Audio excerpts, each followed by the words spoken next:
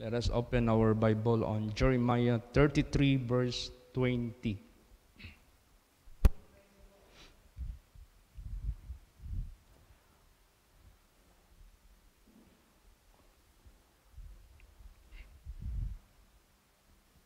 Praise the Lord.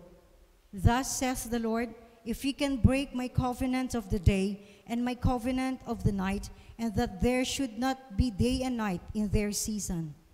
Ayan.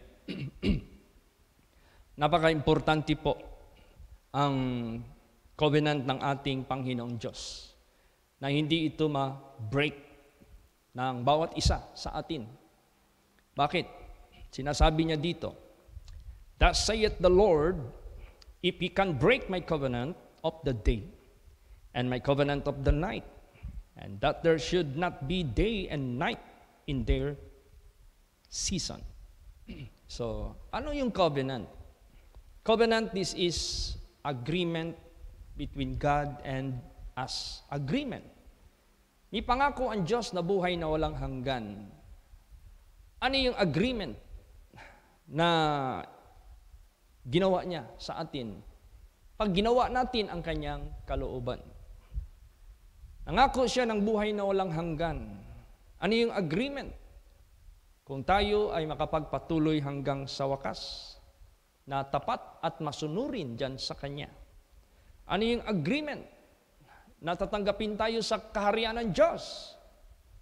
Kinakailangan maging blameless tayo, unspotted, without rebuke, in this perverse and crooked generation.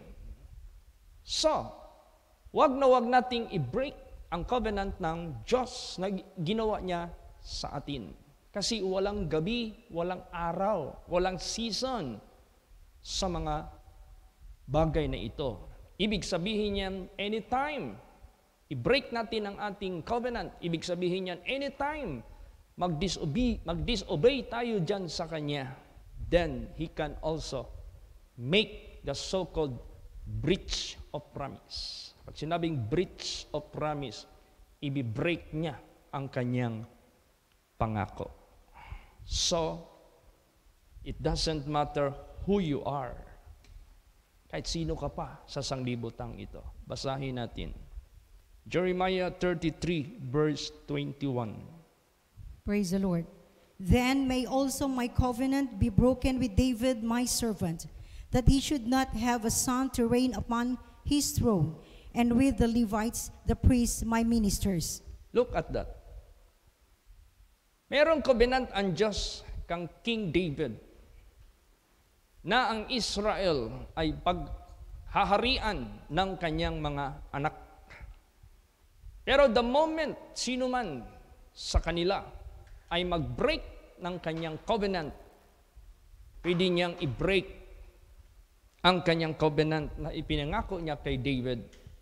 Pwede niyang gawin na sa mga anak ni David ay hindi na niya pahintulutan na maghahari sa Israel. Ganon din sa mga Levites. May pangako ang Diyos na sa mga Levites na yan ay sila yung gagamitin as His ministers na maglilingkod sa Diyos, sa templo. Pero sino man sa kanila ang magbi-break sa kanyang covenant, pwede niyang i-break din ang kanyang covenant. Hindi na sila maging mga ministers ng Diyos. So dito sa ating buhay, ang ating paglilingkod kay Lord Jesus Christ, this is composed of two things, David and Levite. What do you mean of David? David, the congregation. David, the government. Levites, the spiritual workers. Levites, these are the ministers of God. So, nahahati sa dalawa. Ang people of God, ang congregation of God, merong government na pinaghaharian, kung sino yung pinahintulot ng Diyos na maghari sa kanila, at meron ding spiritual na maglilid sa kanila kung ano ang iutos ng Diyos para sundin ng kongregasyon. Kaya either sa dalawa na ito, sa congregation, sa government side, dito man sa amin na mga ministers, mga spiritual workers, mga pastors, either of that sa atin Pag i-break natin ang covenant ng Diyos, walang araw, walang gabi dyan. Pwedeng hindi na niya tayo gawing ministers. Pwedeng hindi na tayo gawing maghahari o manungkulan sa ipinapagkaloob sa atin ng Diyos para sa kanyang kaharian, para sa kanyang mga pangako. Napaka-importante yan. Kaya sa buhay natin, huwag tayong magkumpiyansa sa bitag ni Satanas. Minsan, lagi kong napapansin sa mga nakapost dyan sa FB. Anong napapansin ko? Nagpo-post dyan, nakalagay doon, your sin is forgiven, your salvation is already secured. Lahat puro assurance ang binibigay. Pero, covenant is not just one-sided. Covenant or promise of God is two sides. Siya at tayo. Huwag nating kalimutan yan. Baka mamaya, asa natin sa kaligtasan na ipinangako ng Diyos sa buhay natin, but nakaligtaan natin, nabibreak na pala natin ang covenant ng Diyos. Baka maya-maya magulat na lang tayo, sabihin ng Diyos, I do not know you, you workers of iniquity, depart from me. Bakit? Ay hindi tayo nagkaroon ng tinatawag na na pag-observe sa mga sinasalita ng Diyos. Katulad nito, hindi niya titingnan yung pangako niya kay David. Pwede niyang i-break yan. Basta yung mga binibigyan niya ng pangako. Basta i-break nila ang covenant niya. He can break anytime his promise to David. Kahit sa Levite, pag i-break nila ang covenant ng Diyos, pwede niyang hindi na sila gawing mga ministers. Ano pa kaya sa pagpasok natin sa kaharian ng Diyos? Dati na nagbigay si Jesus ng warning, many will say unto me on that day, Lord, Lord, but I pronounce against them, I do not know you, you workers of iniquity. Dati nang nagbigay ng warning si Lord Jesus, not everyone that call unto me, Lord, Lord, shall be saved, or shall enter into the kingdom of heaven, but he that do the will of God. So ibig sabihin yan, Jesus Christ is very particular in His promises. There is so-called covenant, and that covenant should not be broken by us. Huwag nating i-break yan, day nor night, araw man o gabi. Walang season sa covenant na yan. Kaya sa buhay natin, mag-ingat tayo. Tingnan mo yung promise ng Diyos sa Israel. I will give you the land of promise within 40 days. Hindi man yun 40 years. 40 days man yun. Eh bakit humaba ng 40 years? Bakit ang isang araw naging isang taon? Imbis isang araw, kung 40 days, dapat 1 month, let's say more than a month, possess na nila ang land of promise. Bakit humaba pa ng 40 days? Ano pala ang 40 years? Bakit pala ganun? May covenant ang Diyos na ibibigay sa kanila ng 40 days. Bakit na-break yung covenant na yun? Eh, siyempre, they break the covenant of God. Kaya, ang Diyos din, He break also His covenant to His people. Kaya, dyan tayo mag-ingat. Praise the Lord. Huwag tayong manalig sa mga puro na lang assurance, puro na lang secured, puro na lang answered na yung kaligtasan natin by our Lord Jesus Christ. Pero hindi nila ini-emphasize ano ang ating katungkulan, ano ang ating obligasyon, ano ang ating part sa covenant na yan. Kasi nagbigay na ang Diyos ng warning sa atin. Pag i-break ninyo yung covenant na yan, walang araw at gabi yan. Kaya, kailangan lahat tayo be careful sa covenant ng Diyos. Praise the Lord. Basahin natin anong nangyari noon. Numbers 14:34. Praise the Lord. After the number of the days in which ye search the land, even 40 days, each day for a year, shall ye bear your iniquities, even 40 years, and ye shall know my breach of promise. Oh, you see?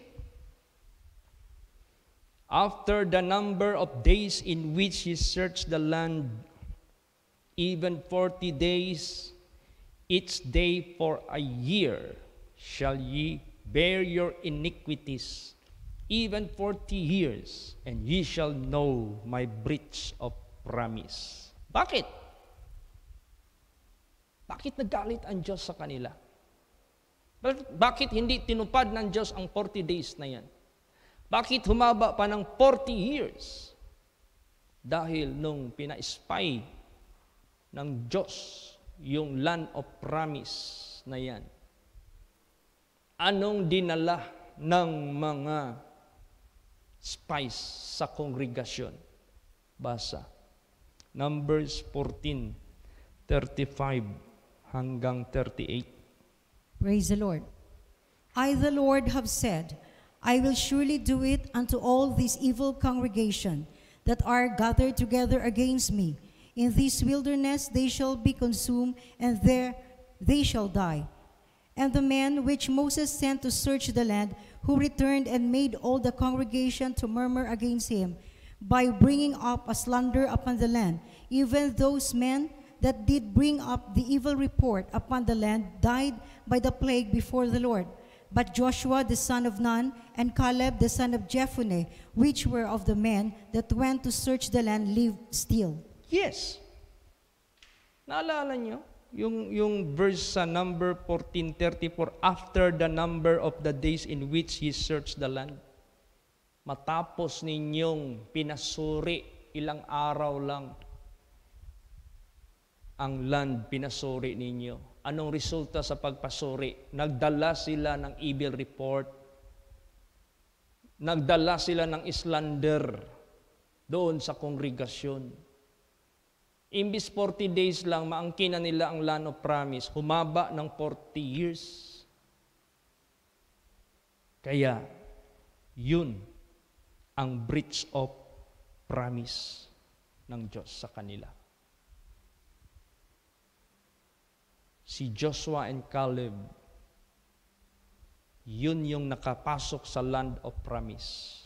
But the rest, namatay sila lahat doon sa wilderness. Bakit? Naniwala sila sa evil report. Naniwala sila sa slander ng mga walang pananampalataya, walang pagpasakop sa paggamit kay Moses. So ano ngayon ang nangyari? Para naman silang mga bulag, mga bingi. Paano inutusan ng Diyos si Moses para palabasin sila sa Egypt at dadalhin sa land of promise? Tapos madali-daliin lang nilang labanan ang alagad ng Diyos si Moses. Para naman silang hindi saksi sa pagtawag ng Diyos sa buhay kay Moses. Tapos madali-dali na lamang nilang maghatid ng mga evil report at saka slander sa kongregasyon. Ibig sabihin yan, they do not support the leadership of Moses. Kaya sila napuksa lahat doon sa wilderness. Isa yan. Kaya sa buhay natin, kailangan talaga natin maging tayo, yung watchful, prayerful. Tandaan niyo yan. Kung meron mang rebellion nangyari sa langit, led by Lucifer, at siya yung ikinapahamak nilang lahat na nagrebelde, ganun na ulit din, nagrebelde din sila laban sa Diyos. Bakit laban sa Diyos? Dahil ang sinalungat nila ang kalooban ng Diyos. Ano ang kalooban ng Diyos doon? Nadadalhin sila sa land of promise. Papalayain sila mula sa Egypt. Ayaw nilang maniwala. Imbis para sa kanilang kapakanan, Imbis para sa kanilang ikabubuti, ayaw nilang maniwala. Plus, doon sa inutusan ng Diyos na mag-lead sa kanila, hindi nila in-acknowledge, hindi nila yun nirespeto. Doon pa sila naniwala sa mga nagdadala ng evil report. Kaya majority of the congregation naniwala sa evil report. Silang lahat namatay. Walang naging successful, walang nakapasok sa land of promise. Kaya ang Diyos sabi niya, I swear in my wrath that they should not enter into my rest. You see? So yun yung covenant ng Diyos na itinatag niya sa Israel. Kaya, therefore, be very careful. Maging careful tayong lahat. Kaya gusto ni Lord Jesus Christ ang kasaysayan natin sa holy place, malaman ng mga baguhan. Hindi nila alam. Maraming hindi alam eh. Paano tinawag si Pastor Samuel Gabre? Sino ang nilagay niya sunod? Dapat malaman yan. Para ang order ng Diyos ang sundin natin. Kasi mamaya may mag-arise. Si Pastor Tam, wala siyang against. Praise the Lord. Pero merong mga iba ang takbo ng utak, takbo ng isip. What if kung si Pastor Tam sumakay doon? Ano ngayon ang mangyayari dyan? So kaya nga nagtataka ko sa revelation ni Jesus, Lord, gaano mo binigyan ng importansya ang pag-introduce mo sa akin sa inyong revelation? Tinaon nyo pa, June 15, 2021. Dahil gusto nyong i-streamline ang order ng Diyos sa atin, sa kasaysayan ng holy place. Para kung sakaling meron mang mag-arise sa future, kinakailangan hindi yan mangyari. Ma-avoid yan. Kasi meron tayong orderness dito. He is the same yesterday, today, and forever. Ano yung order ng Diyos? Kanya yan. Praise the Lord. Kailangan natin yan sundin. Kaya, one of these days, gusto kong mag-Bible study talaga among all pastors pertaining this, para maiwasan yung nangyari kay Dondon. Para maiwasan yun. Naalala nyo, mayroong warning si Jesus? Mag-ingat kayo, baka may magsunod. Ngayon, to avoid that, ay kailangan, unahan na natin si Taning. Praise the Lord.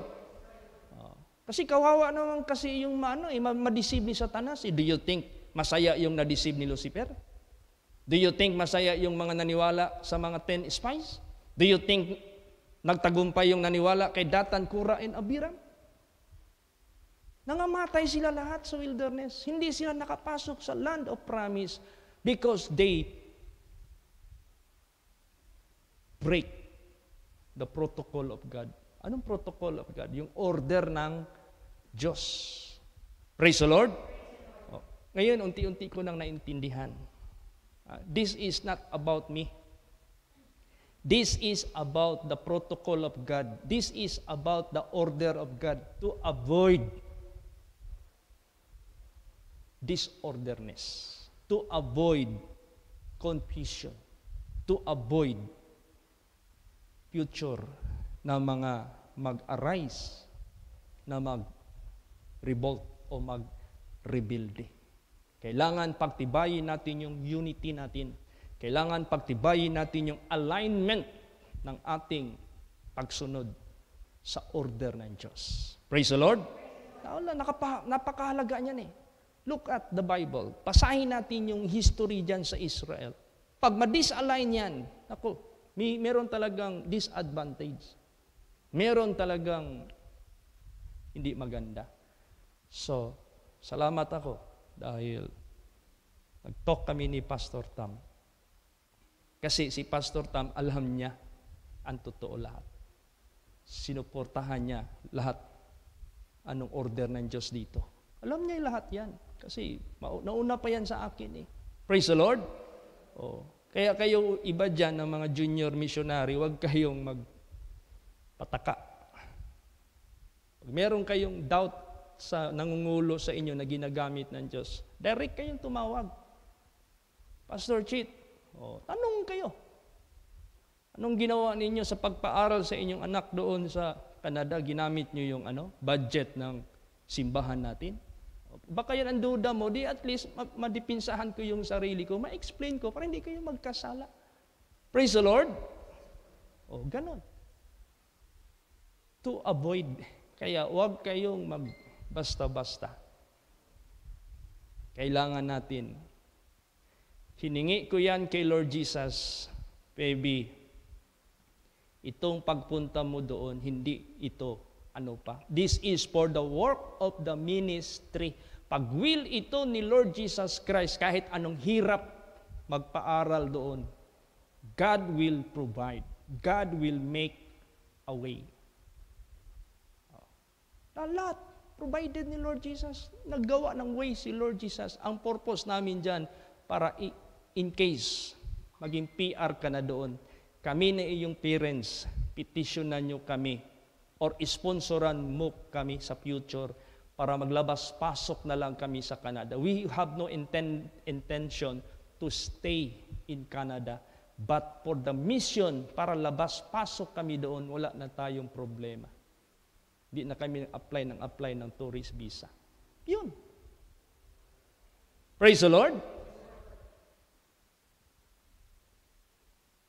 Ay kung hindi yan, hiningi namin kay Lord Jesus, I don't think so. Hindi yan mangyari. At sa financial, wala kaming ginamit na any pundo na hindi amin. Praise the Lord. Kasi ako alam ko mismo yan. God knows. Kaya therefore, sa buhay natin, be obedient. Sunod lang tayo sa protocol ng ating Panginoong Diyos. At kung may mga question kayo, huwag kayong magduda sa nangungulo sa inyo. Kasi baka pasukan kayo ng masamang espiritu, dalhin kayo sa hindi maganda. Baka mag-group kayo ng ibang grupo against the servant of God na loko na. To avoid it, let us search the Scripture. Praise the Lord. Search natin ang Scripture. Mag-ingat tayo. Kasi si Satanas gumagawa lahat ng paraan. Paano tayo laglagin? Paano tayo ipahamak? Pag mahina-hina ang atin, pag-apply sa ating natutunan sa Bible, delikado. Kaya, naintindihan ko, ina-align ng Diyos ang order niya sa atin dito to avoid slander, to avoid evil report. Praise the Lord. To avoid division, to avoid doubts. Huwag mag-doubt. Sabihin na lang natin sa mag-asawa, pag may doubt ka sa asawa mo, anong tendency niyan? Maghiwalay talaga kayo. Siyempre yan. Kakargahan ka talaga ng masamang espiritu. Kaya dapat wala tayong doubt sa isa't isa na naglilingkod sa Diyos. Praise the Lord. Tingnan mo si Joshua and Caleb, walang doubt sa ginagamit ng Diyos. Sunod lang sila ng sunod. Pero yung iba, doubtful, murmurer, complainer, pahamak sila lahat. Bakit? Hindi nila sinunod ang protocol ng Diyos. Anong ibig sabihin? Na-break yung covenant ng Diyos. Isa yan. Covenant yan ng Diyos. Praise the Lord. Kailangan talaga mag-ingat para walang mabiktima ni Satanas. I will ask God's guidance for a Bible study for this para ma-streamline lahat sa will ng Diyos. Hindi yung parang ngipin na maluag. Walang ngipin. Kailangan strong tayo against deception. Strong tayo against slander way of Satan. Kailangan strong tayo against evil report. Kailangan marunong tayo niyan mag-resist para walang mabiktima ni Satanas. Hindi man natin pagtataka yan. Nangyari man yan noon. Pwede rin niyang gawin ni Satanas ngayon. Kaya kinakailangan maging tayo, mapagmatyag. Huwag tayong maging hypocrite sa isa't isa. If you respect me before you, do it kahit nakatalikod ako sa inyo. Praise the Lord. Dahil nagtiwala din ako sa inyo kahit saan kayo. I have my full confidence and trust sa inyo lahat na tayong lahat pare-pareho sumusunod sa direksyon na binibigay ng Diyos sa atin. Kasi sensitive itong ministry natin Pinagkatiwalaan tayo ng Diyos. In-entrust ng Diyos ito sa atin. Kailangan malinis tayo. Kailangan banal tayo. Kailangan walang spirit of Datan, walang spirit of Korah, walang Abiram, walang spirit of Absalom, walang spirit ng mga 10 spies who brought evil report. Dapat wala lahat yan. Para walang mabiktima sa kaaway. Importante yan. Kaya dito ko na-feel ngayon, importante pala itong revelation ni Jesus. Why God did so? To streamline, to strengthen His order, not my order. Praise the Lord. Not the order of Pastor Tam, not the order of mine, but the order of Jesus Christ. Siya yung head ng ating ministry. Praise the Lord. So anong gusto ni Lord Jesus Christ sa buhay natin? Kung meron mang mga doubt, pagsisihan ka agad yan. Para hindi mangyari ang damage. Kasi kung nagsisi pa sana si Eva, Adam, hindi ma-damage sila. Kung nagsisi sana si Lucifer, hindi ma-damage yun. Kung nagsisi sana si Datan, Korah, Abiram, sana walang mangyari. Kaso, they pinustro nila talaga ang pagkakamali nila. Kaya, basahin natin yan. Jeremiah 18:7 hanggang 10. Praise the Lord. At what instant I shall speak concerning a nation and concerning a kingdom, to pluck up and to pull down and to destroy it. If that nation against whom I have pronounced turn from their evil, I will repent of the evil that I have thought to do unto them. And at what instant I shall speak concerning a nation and concerning a kingdom, to build and to plant it. If it do evil in my sight, that it obey not my voice, then I will repent of the good wherewith I said I would benefit them. Yan. Pag may pagkakamali ka, hingi ka ng patawad para yung evil na gi-pronounce niya against you, mawala. Pero kahit may pangako pa ang Diyos na mabuti, gumawa ka naman ng masama. Yung mabuti niya na promise, hindi niya ituloy yun. Kasi gumawa ka ng masama. Either of that two. Kaya, let us be careful. What is the most important dito sa buhay natin? Sa holy place? O dito sa ating pananampalataya sa Diyos? Na binigyan tayo ng Diyos ng pagkakataon to know Jesus Christ, to be our Savior, to be our Lord and Master, to serve Him until the end. Ano importante sa atin lahat? Basa. Jeremiah 7:23. Praise the Lord. But this thing I commanded them, saying, Obey my voice, and I will be your God, and ye shall be my people, and walk ye in all the ways that I have commanded you, that it may be well unto you. Yan, kung nag-obey lang sana lahat ng mga anak ng Diyos, yung mga espiya, 40 days, wala na. Narating na nila ang land of promise. Praise the Lord. So, ibig sabihin yan, sisingit talaga yung kaaway. Kaya ito lang importante, but this thing commanded I them, saying, Obey my voice, and I will be your God, and ye shall be my people. Walk ye in all the ways that I have commanded you, that it may be well unto you. O ibig sabihin yan, Ano yung inorganize ni Jesus Christ sa atin dito sa holy place? Follow Him. You do not follow man. Praise the Lord. Sundin natin ang Diyos. Alam niyo po, importante yung loyalty natin sa ginagamit ng Diyos. Bakit? Dahil ginawa mo yan para sa Diyos, hindi para sa tao. Praise the Lord. Kaya, gusto ni Lord Jesus Christ ma-streamline ang katotohanan sa banal na salita ng Diyos at i-apply natin ito sa buhay natin. What is the use of the Word of God?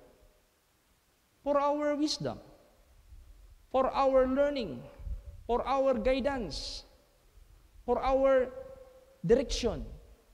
At ma-apply natin ito sa present natin na pamumuhay. Praise the Lord. Oh, if God choose someone to lead them, then after Moses died, He chose to be his successor, Joshua. After Joshua died, He chose Moses. So ibig sabihin yan, kung ano yung streamline, yung pinaka-protocol na ginawa ng Diyos, nobody should against that, or else they will be fighting against God. Yun ang gustong ipaunawa ng Diyos sa atin dito sa kasaysayan sa holy place. Kasi pag weak itong bagay na ito na inorganize si Jesus, weak ba? Weak, mahina, hindi na inform ang lahat, hindi na disseminate ang information, hindi ito pinahayag. Pagpasok ngayon ng kaaway, isi-isihin na lang nila i-break ang covenant ng Diyos. Isi-isihin na lang nila i-break ang protocol ng Diyos. Sino ang kawawa? Ay siyempre yung nagkamali. Praise the Lord. So, it is our duty and obligation to disseminate the true information. So, unti-unti akong kakaroon ng spiritual understanding. Lord Jesus, why you made these things? Dahil ayaw niya. Yung covenant niya. Pag sinabing covenant, the which God established. Praise the Lord. Siya yung nag-establish niyan. Tingnan mo si Ruth na naging daughter-in-law ni Naomi. Nung natutunan niya ang faith ni Naomi, pagamat hindi siya kadugo, nagkaroon siya ng loyalty sa mother-in-law niya dahil sa kanyang natutunan. So, na-bless siya. Naging lineage tuloy siya sa binhi ni Abraham doon kang David hanggang kay Lord Jesus Christ. She become the lineage of David and Jesus Christ. Praise the Lord.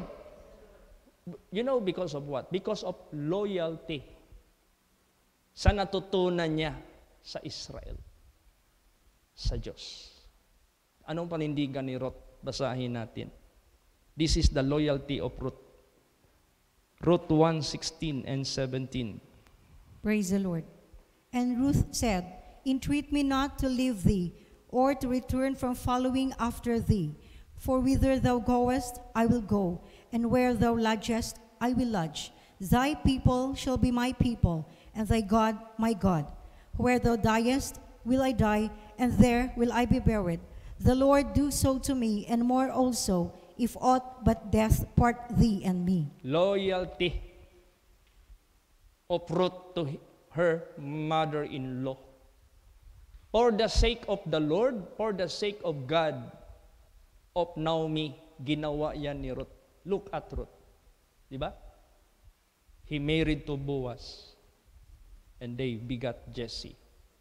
And Jesse begot David. So ibig sabihin niya, naging lineage siya sa pangako ng Diyos kang Abraham papunta kay Lord Jesus Christ. O, gusto mo bang maging kabahagi sa fulfillment ng will of God na i-establish niya sa sanglibutang ito? para sa pagliligtas ng mga tao. Then follow the order of God. Follow the protocol of God. Loyalty is very important. Kung loyal pa si Lucifer, hindi nangyayari sa kanya. Kung loyal pa, katulad ni Datan, Korah, Abiram, kung loyal pa ito sila, katulad ni Joshua and Caleb, pasok sila sa land of promise. Praise the Lord. Kaya ganun ka-importante. Huwag tayong magpa-deceive. Be not deceived. Gamitin natin ang wisdom na natutunan natin sa banal na salita ng Diyos. Huwag tayong mag-isi-isi. Huwag. Kaya, therefore, tingnan mo yung loyalty ni Shadrach, Meshach, and Abednego. Loyal sila sa natutunan nila na batas ng Diyos. Thou shalt not worship any idols. Dahil sa loyalty nila, kahit ganunin pa sila, loyal din ang Diyos na sila'y ligtasin. At tuloy, ginamit sila ng Diyos para ang hari maliwanagan. Pati ang buong Babylonia. Ganon din si Daniel, loyal din sa kanyang faith sa Diyos. Na hindi pwedeng mahinto ang prayer na communication na he used to do to his God. O di ba? Naligtas din yung hari. Napahamak yung mga kaaway. Kaya ganun po sa buhay natin. Ang pinaka-hate ng Diyos, yung betrayal. Pinaka-hate ng Diyos yan. You are betraying the servant of God. If you do that, you betray God. Yan ang pinaka-hate ng Diyos. Yan yung ginawa ni Lucifer. Yan yung ginawa ng lahat ng mga hindi naging loyal sa Diyos. At last verse, ito ang gumawa niya noon. Sige. Luke 22:47 hanggang 48. Praise the Lord. And while he yet spake, behold the multitude, and he that was called Judas, one of the 12, went before them, and drew near unto Jesus to kiss him. But Jesus said unto him, Judas, betrayest thou the Son of Man with a kiss? Yes. Tingnan mo. Ibig sabihin yan, even though he kissed the Lord Jesus Christ, but Jesus knows what is his purpose. Jesus knows what is his objective. Kahit pa matamis yung salita ninyo sa mga lingkod ng Diyos, pero alam ng Diyos anong meron kayo sa utak at sa puso against them. Kaya, therefore, gusto lang ni Lord Jesus Christ ma-set up ang kanyang order. Gusto lang ng Diyos masunod ang kanyang protocol na in-establish niya sa atin dito sa holy place. Why? He is the same God in the days of His people, Israel. Lahat na sumalungat sa protocol, ganon po, pahamak sila. At nakita yan ni Jesus Christ na possibility sa future, baka merong mangyari. So God would like to prevent it because God is the God of mercy and love. Ayaw niya tayo maging weak sa ating unity. Ayaw niya maging weak tayo sa Holy Scripture. Kailangan natin ilagay ang Diyos sa harap natin. At siya yung pakinggan natin kung ano yung gusto niyang ipagawa sa atin lahat dito sa holy place. Sunod tayo ng buong puso. Kasi alam ko, meron pa siyang ipapagawa sa atin na kailangan natin ng strong unity. Praise the Lord! May purpose ito lahat. Hindi ito para personal na tao na merong makinabang, merong maging sikat. Huwag niyong isipin yan. This is to the honor of God. Lalo't na malapit na siyang babalik. Kailangan talaga, kung isip ng Diyos, ipa-full blast niya tayo sa gawain. Kung mahina yung natin, unity. Madali lang sirain ni Satanas yan. Hindi na tayo sayang. Kaya, si Lord Jesus Christ ngayon, siya na yung nag-a-arrange sa atin lahat dito. Para lahat makinig. At dapat lahat makaalam.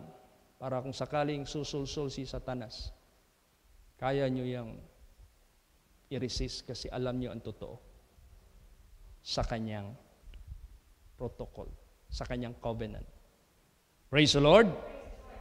Kaya, to God be the glory. This is all for the glory and for the honor of God, who called us to serve Him, who called us to glorify Him, who called us to obey Him. Itong lahat. At we do not promote here denomination. We do not promote here organisasyon.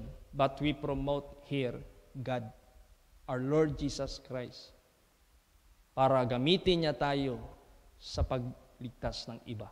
Praise the Lord! Yun ang purpose niyan. At hinahanda tayo ni Lord Jesus Christ sa ating strong unity in Him. Para sa ganon, malayo ang nangyari sa mga slanderer, malayo ang nangyari sa mga nag-brought evil report. Do you think what was the result? Damage? Masaya ka ba doon? Hindi sila nakapasok sa land of promise? Masaya ka ba doon na nangamatay sila doon sa wilderness? Masaya ka ba doon na kinain sila na buhay sa lupa? Anong dyan? Anong cause niyan? Hindi nila sinunod ang protocol ng Diyos sa ginagamit ng Diyos. Akala nila nagbibiro lang si Moses. Akala nila personal lang ni Moses ang kanyang pag-lead sa kanila. When in fact Moses refused many times, but he cannot refuse. God threatened him pag hindi siya sumunod. The Pastor Samuel Gabriel, he was threatened by God. Hindi siya sumunod, patay talaga siya. Kaya ganun sa buhay natin. Si Paul, ganun din. Pag hindi siya nagpakumbaba, makakita pa kaya siya? No. So tayong lahat, sundin natin ang order ng Diyos. Huwag kayong mag-isip ng negatibo. Kawawa ang sino man. Kaya ang gusto ni Lord Jesus Christ nito, let us follow the protocol, the order, the covenant of God. Praise the Lord. So, thus saith the Lord, if ye can break my covenant of the day and my covenant of the night, that there should not be day and night in their season. Ibig sabihin yan, nagmamatyag ang Diyos sa atin sa kanyang covenant, sa kanyang in-establish. Lalo't na ngayon sa atin, sa paglilingkod natin kay Lord Jesus Christ. Praise the Lord. Magsitayo po ang lahat.